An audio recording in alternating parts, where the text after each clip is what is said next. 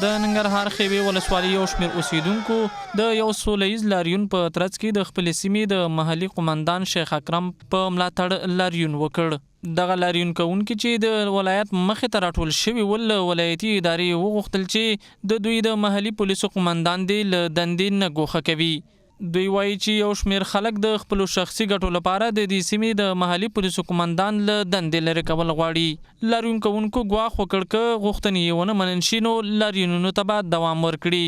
موږ په مرکزي حکومت باندې غږ کوو که چېرته غواړئ چې د خیوې نه اچین جوړ شي او د خیوې نه مثال د خبرې چبلیار جوړ شي او خوږیاڼی جوړ شي نو دا ولسونه نور حاضر آمده دي حاضر هسې یا نه هسې.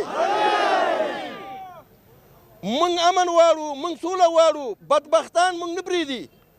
ولسونه په خپل منځو کې اچوي، یو بل سره مواجه کوي. د دغه ښځو موضوع چې د همدې ظالمانو شاته ده. حاجي اکرم سره که هر څوک کومه معامله لري، که کوم شخصي دغه لري او که د ولسونو په سر باندې ورسره کوم اختلاف لري نو ولسونه خو نن تاسې ګورئ، ستاسې میډیا یې ګوري چې د چا د زنده‌باد چغې وایي. یو نه، دوه نه، درې نه، بلکې دا سلسله دوام لري. د دپاره موږ راغونډ شوي چې د خپل اواز اگر چې موږ د خپل اواز وزارت داخلې ته رسولی، د خپل اواز د مشرانو جرګې د سمې شکایاتو کمیسیون ته رسولی، د خپل اواز موږ امنیت ته رسولی، ولایت ته رسولی، قومندانۍ ته هم رسولی.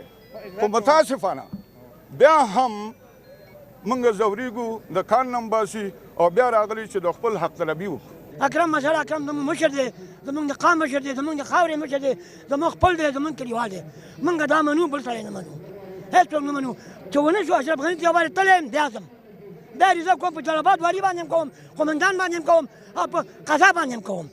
اخوا ولایتي اداره لاریون د خلکو قانوني حق ګڼي او زیاتوي چې په دغه برخه کې به د قانون په پلي کولو کې ګړندي ګامونه پورته کړي. کوم لاریون چې ترسره شوی دی، موږ د خلکو د بیان د ازادۍ له مخې د خلکو لاریون حق دی چې ترسره کړي، ولې موږ په ټوله کې هغه چاره ترسره کوو کوم چې قانوني کړنې وي په دغه برخه کې.